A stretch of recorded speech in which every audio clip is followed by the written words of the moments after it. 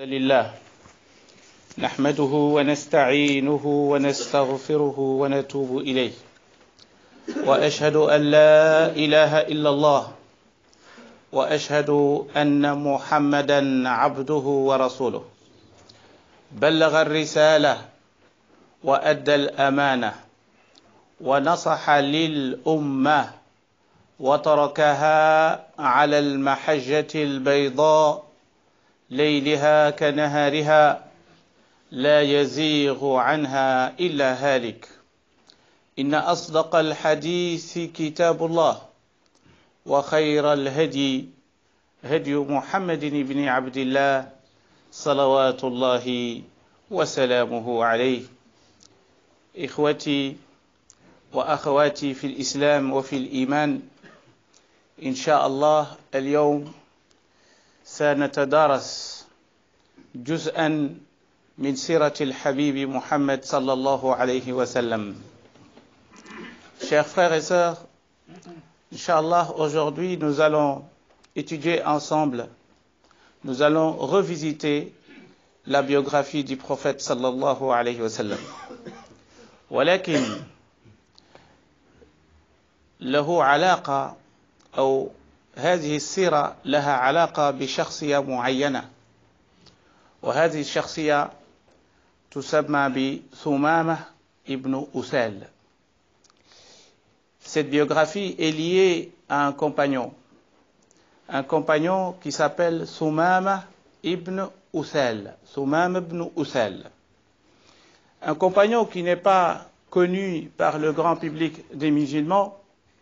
هو صحابي ربما يجهله الكثير ولكن اليوم إن شاء الله سنتحدث عن هذا الصحابي ولكن نربط قصة هذا الصحابي بموضوع معين وهو العفو, le pardon. C'est-à-dire nous allons étudier ce grand compagnon mais en relation avec une qualité, à savoir le pardon. La relation entre ce compagnon qui existe entre ce compagnon et le prophète sallallahu alayhi wa sallam. Ce grand compagnon qui s'appelle Thumama, avant qu'il soit compagnon, قبل أن يكون من ضمن الصحابة رضوان الله عليهم كان عدوا لدودا للنبي صلى الله عليه وسلم. Il était un ennemi redoutable du prophète sallallahu alayhi wa sallam. مرات ومرات حاول أن يقتل الرسول صلى الله عليه وسلم. Il a essayé plusieurs fois, à maintes reprises, d'assassiner le prophète صلى الله عليه وسلم. إلا أن أحد أقاربه منعه عن ذلك ولكنه لم ينزع عن تلك الفكرة بل تمادى فيها وقتل كثيرا من الصحابة. Malgré qu'il y a eu un de ses proches qui lui dit d'arrêter cette tentative d'assassiner le messager d'Allah, mais il y a un de ses proches qui lui a conseillé d'arrêter cette tentative et de ne pas assassiner le messager d'Allah. Mais avec tout cela, il a continué à faire du mal et a même tué beaucoup de compagnons. Ce monsieur qui s'appelle Thumama ibn Usal kana yaskunu fil Yamama. Il habitait dans un endroit qu'on appelle El Yamama qui se trouve dans le Najd, qui se trouve en Arabie Saoudite dans le Golfe arabique. Comme on a dit, il était un ennemi redoutable du messager d'Allah sallallahu alayhi wa sallam. Et qu'est-ce qui se passe? Le prophète sallallahu alayhi wa sallam, comme vous le savez, il y a ce qu'on appelle al-ghazawat, mais il y a aussi ce qu'on appelle as-saraya. Les batailles qui ont eu lieu entre le prophète sallallahu alayhi wa sallam avec ses ennemis sont au nombre de 27. Ça, ce sont les nombres des ghazawat. Mais le nombre des saraya, c'est quoi une sariya?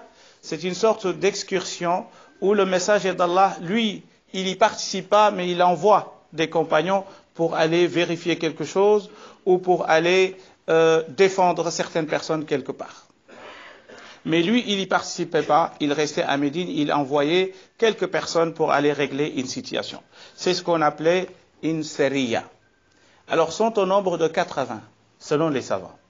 Alors, pour cette situation-là qui concerne ce grand monsieur qui s'appelle Sumama ibn Uthal, un jour le prophète sallallahu alayhi wa sallam, il a envoyé une sériya, ba'asa sériya, ila janib al-Madinah al-Munawwara, famada hadath, faqabadu ala hadha al-rajul. C'est-à-dire ce convoi qui a été envoyé, ce monsieur, il était parti du Yamama pour aller à la Mecque pour effectuer la Umrah, parce que la Umrah, on la faisait même avant l'islam. Les Arabes, ils faisaient la Umrah avant l'islam, mais d'une manière qui n'est pas conforme avec la manière dont on fait au sein de l'islam. Alors, qu'est-ce qui s'est passé? On l'a attrapé, et puis on l'a ramené à Médine, et on l'a attaché dans une sériya, c'est-à-dire dans un pilier à l'intérieur de la mosquée. L'ennemi redoutable, je répète, l'adou al-ladoud, l'ennemi redoutable du messager d'Allah a été capturé. Et là, il est où maintenant? Il est dans la mosquée du prophète sallallahu alayhi wa sallam. Imaginez qu'il est attaché là.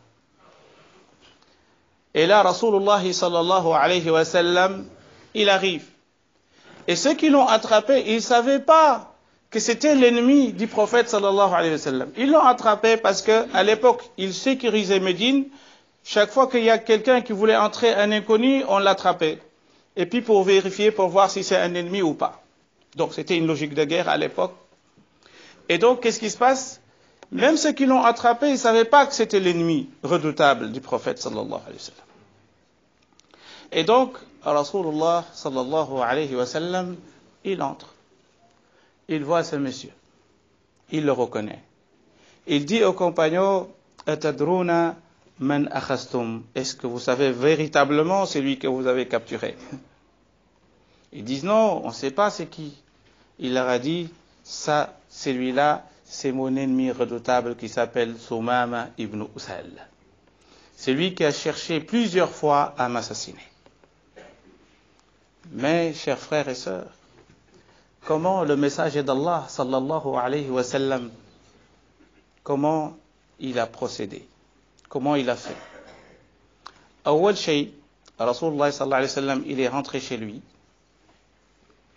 Il a demandé qu'on prépare à manger la nourriture pour apporter à ce monsieur. Son ennemi redoutable.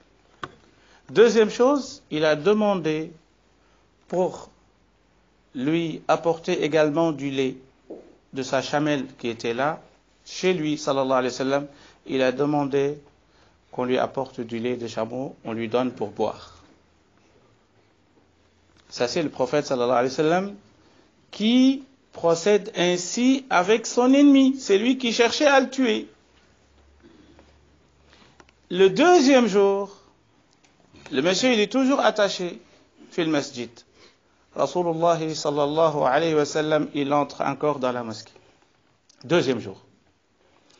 Il lui dit, Ma indaka ya Sumama. Ma indak. C'est une phrase en arabe qui veut dire, et alors aujourd'hui, qu'est-ce que tu as? Qu'est-ce que tu peux me dire? Est-ce que tu es capable de quelque chose? Maintenant, tu es mon prisonnier. Ma indak. Et là, le monsieur Sumama ibn Uthal, Yarud, il répond, il dit, Khair, je suis là pour le bien. Je suis pas là pour faire du mal à personne. Oui, maintenant tu es prisonnier. Sallallahu alayhi wa sallam. Et là, le monsieur, qu'est-ce qu'il dit? Il dit, In tun'im ala shakir. In tun'im ala shakir. وإن تقتل ذا دم وإن كنت تريد المال فسل تعطى من المال ما شئت. Trois phrases.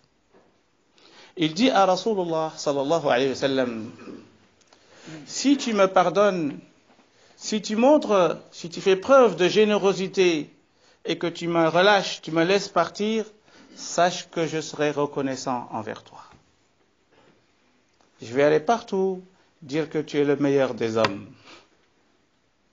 Mais par contre, si tu me tues, sache que tu as tué quelqu'un, que son sang ne se versera pas vain ou vainement.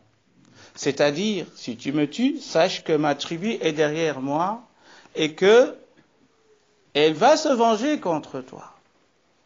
Parce que lui, c'était Sayyidu Qawmi, il était le chef de sa tribu. Donc il y a toute une tribu, ceux qui connaissent l'histoire des Arabes, il y avait ce qu'on appelle l'Asabiyya, les clans. Et donc ce qui veut dire que si le prophète sallallahu alayhi wa sallam le tue, toute sa tribu, je veux dire, va se venger contre le prophète sallallahu alayhi wa sallam. Et donc là, il dit, si tu me pardonnes, je serai reconnaissant, mais si tu me tues par contre, sache que tu seras tué par ma tribu. Mais si tu veux de l'argent,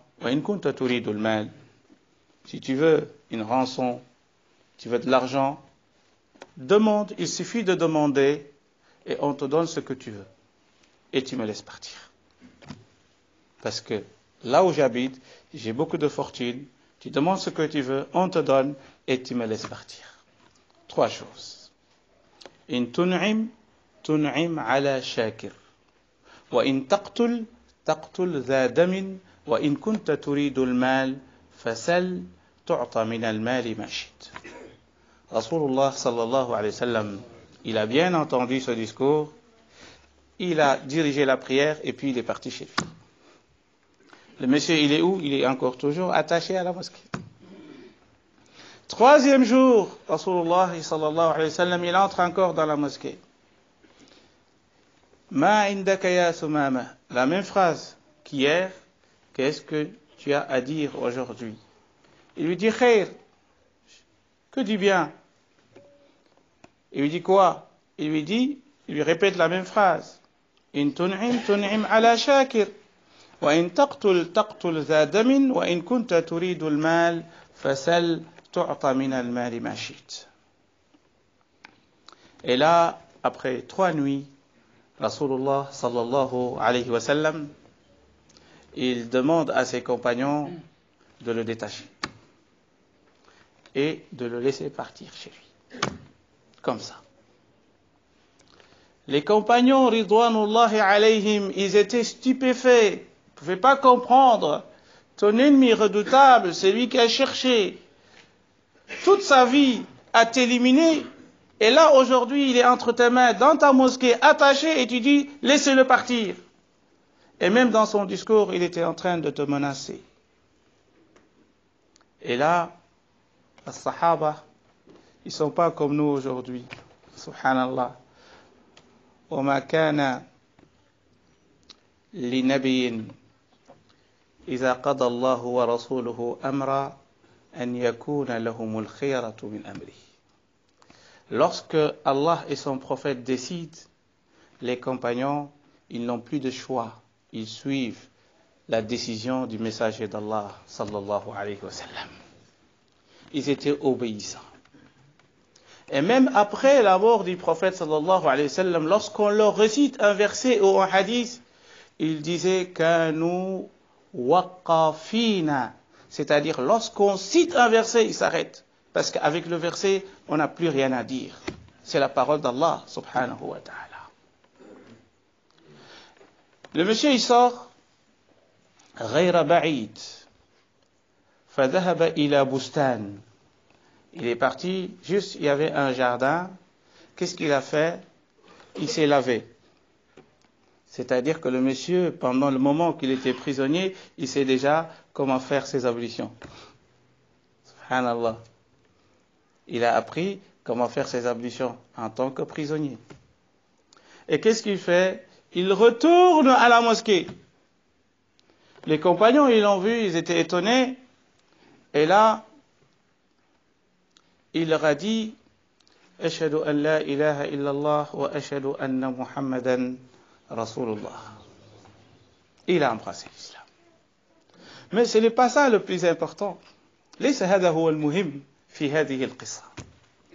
Le plus important, c'est que juste après qu'il a embrassé l'islam, il a dit à Rasulullah sallallahu alayhi wa sallam, sache que j'étais sur le chemin pour aller effectuer la Umrah. Kuntu fi tariq li ada'i al-Umrah, comme on le faisait dans le Jahiliya.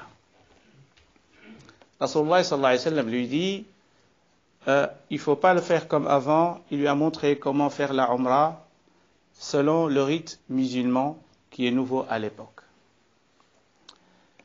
Ce qui est étonnant, chers frères et sœurs, c'est que il a fait une révélation au prophète sallallahu alayhi wa sallam. Il lui dit, Ya Muhammad, ما كان وجه على وجه الأرض أبغض إلي من وجهك. Sache que avant ce moment, il n'y avait pas sur terre un visage que je détestais autant plus que ton visage. Je ne pouvais pas regarder ton visage. Je te détestais comme pas possible. Il lui dit, وَالْآنَ أصبح وجهك أحب الوجوه إلي. Ton visage, c'est le meilleur visage. C'est le visage que j'aime plus sur tout ce qui existe. Deuxième phrase. Il lui dit, وَمَا كَانَ دِينٌ أَبْغَضَ إِلَيَّ مِنْ دِينِكَ. Il n'y avait pas une religion que je détestais autant plus que ta religion. Maintenant, c'est ta religion que j'aime plus au monde. وَمَا كَانَ بَلَدٌ. Il n'y avait pas un pays ou un endroit ou une cité que je détestais autant plus que j'ai détesté ta ville qui est Médine. Médinatu Rasulillah sallallahu alayhi wa sallam. Et là, Rasulullah sallallahu alayhi wa sallam, il entend ce discours, et là, il lui a appris comment faire la Umrah. Et là, il est parti pour faire la Umrah. Et je vais vous faire une révélation pour ceux qui vont, Inch'Allah, faire le Hajj ou faire la Umrah. Ils doivent se rappeler, lorsqu'ils vont arriver, pour ceux qui viennent de Médine, lorsqu'ils arrivent à Abiyar Ali, ou Bir Ali, ou Zul Hulayfa, ce monsieur-là, il s'est arrêté là. Et qu'est-ce qu'il dit? Il dit, Labbaik Allahumma labbaik. Labbaik la sharika laka labbaik. Inna al-hamda wa ni'mata laka wal mulk la sharika lak. Il est le premier dans l'histoire qui a prononcé ces mots. C'est Sumama ibn Usal, l'ennemi redoutable du messager d'Allah. Awwalu man nataqa bi labbaik fi tarikh al-islam huwa Sumama ibn Usal. Le premier. Il est le premier à l'apprendre du messager d'Allah et il est le premier à le prononcer. C'était l'ennemi redoutable du messager d'Allah sallallahu alayhi wa sallam. Mais le message reçu aujourd'hui, c'est que la mosquée, c'est pas seulement un lieu de prière. Al-masjid laysa faqat makan lis-sujud wal-ruku'. À l'époque du prophète, c'était aussi une prison. À l'époque du messager sallallahu alayhi wa sallam, c'était un asile, là où on prenait les pauvres, les gens les sans-abri, ils habitaient dans la maison du prophète, dans la mosquée du prophète sallallahu alayhi wa sallam. On les appelait Ahl al-Sufa, ils habitaient juste derrière. Donc c'était un endroit social, où on aide les gens, où on assiste les gens. C'est pas seulement après la prière, on ferme. Ça, c'est un message. Mais le deuxième message, les savants, sur ce hadith, sur ce que je viens de vous raconter, ils en ont tiré plus de 120 avis juridiques. Ça veut dire quoi? Ça veut dire que ce hadith que je viens de vous raconter est rempli, est nanti de sagesse et de leçons. Et parmi ces leçons, chers frères, Ils ont dit pourquoi le message d'Allah, لماذا الرسول صلى الله عليه وسلم تركه 3 ليال. Pourquoi il l'a laissé 3 jours dans la mosquée? Pourquoi? Parce que le messager d'Allah savait que la mosquée, c'est un lieu de transformation positive. Ah oui. Venir à la mosquée tous les jours alors qu'il n'y a pas une transformation dans ton comportement et dans ton cœur, ce qui veut dire que c'est comme si tu vas à la salle de gymnastique et tu fais des va-et-vient. Parce que la mosquée t'a rien apporté finalement. Le fait de venir à la mosquée, ça c'est une éducation. Et d'ailleurs, c'est pour ça que Rasulullah sallallahu alayhi wa sallam, il a dit, laissez-le là. Et le monsieur, il a appris, il a vu les comportements des compagnons à l'intérieur de la mosquée, comment ils s'aimaient. Al-mahabba bayna as-sahaba. Comment ils s'aimaient à l'intérieur de la mosquée. Comment ils lisaient le Coran, comment ils s'asseyaient, comment ils parlaient, leur politesse, leur sagesse. Tout ça, il l'a appris sur 3 jours. Il s'est converti 3 jours dans une mosquée. Nous, on habite avec des non-musulmans, etc. Mais subhanallah, est-ce qu'on est content? Est-ce que vraiment on est content de notre comportement? Ça, c'est une autre question que nous devons nous poser en tant que musulmans, en tant que citoyens belges. Est-ce que notre comportement facilite ou même donne une bonne impression aux non-musulmans? Et ça, c'est très important. Ce monsieur-là, il s'est converti. Et les savants, ils disent également que Rasulullah sallallahu alayhi wa sallam, il voulait qu'il entende le Coran pendant as-salawat al-jahriya, c'est-à-dire pendant les prières à haute voix. As-subh, Maghrib et Isha. Il entend le Coran. Et ça doit faire un effet. Nous, on entend le Coran tous les jours. Et quel est l'effet dans notre comportement et la transformation qui doit s'opérer au sein de notre cœur? Pour ne pas, Inch'Allah, tarder sur cette question, je vais raconter 2 petites histoires, Inch'Allah, avec Abdullah ibn Mas'ud et un autre tabi'i qui s'appelle Al-Ahnaf ibn Qais. Et puis, on va reporter, Inch'Allah, ce sujet sur le pardon, Inch'Allah, pendant 2 ou 3, Inch'Allah, khutbah qui vont venir, Inch'Allah. Abdullah ibn Mas'ud, il est allé au marché. Il avait mis ses darahim, ses pièces, dans son turban. Donc il va au marché, il achète, et puis à un moment donné, il devait payer. Abdullah ibn Mas'ud, رضي الله عنه, ذهب إلى السوق ليشتري ويبيع. فوضع الدراهم في عمامته. فلما أراد أن يدفع الثمن فبحث عن الدراهم فلم يجدها. Il a cherché les quelques pièces qu'il avait gardées dans son turban, il les a pas trouvées. Et qu'est-ce qui se passe? Les gens qui étaient autour de lui, ils ont commencé à insulter le voleur. C'est lui qui a volé ses darahim. Ils ont commencé à dire Allah yal'anu, Allah, Allah, Allah. Chacun il commence à l'insulter, chacun il commence à dire des mauvaises choses sur la personne qui a volé son argent. Abdullah ibn Mas'ud, il leur dit Mahlan, faites attention et arrêtez s'il vous plaît. Et il dit cette phrase. Il dit In kana akhadaha li hajatin falyubarikillahu lahu fiha. C'est extraordinaire. Il dit c'est lui qui m'a volé cet argent. S'il avait un besoin, c'est pour cela qu'il a volé. Il n'a pas volé parce qu'il a envie de voler. Il a volé parce qu'il a un besoin. Il voulait satisfaire son besoin. Si véritablement il a volé dans ce cadre-là, que Allah bénisse cet argent pour lui. Que Allah bénisse cet argent pour lui, pour le voleur. Oui, pour le voleur. Cet argent soit béni pour lui.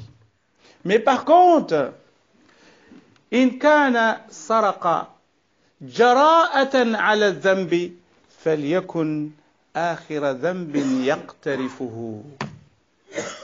Je demande à Allah, j'invoque Allah, s'il a volé parce que c'est un voleur professionnel, c'est quelqu'un qui aime voler, je demande à Allah pour qu'il soit le dernier vol, pour que ce monsieur ne vole plus. Regardez cette mentalité, regardez cet esprit, regardez ce cœur saint. Même lorsque on touche ses biens, lorsqu'on vole, lorsqu'on saccage, lorsqu'on dilapide ses biens, comment il se comporte envers celui qui lui a causé du tort. Le musulman, chers frères et sœurs, il n'a pas de tort à rendre à qui que ce soit. Le musulman doit être un pourvoyeur de pardon, de miséricorde, mais de tolérance. هكذا علمنا رسول الله صلى الله عليه وسلم ادعوا الله يستجب لكم واستغفروه يغفر لكم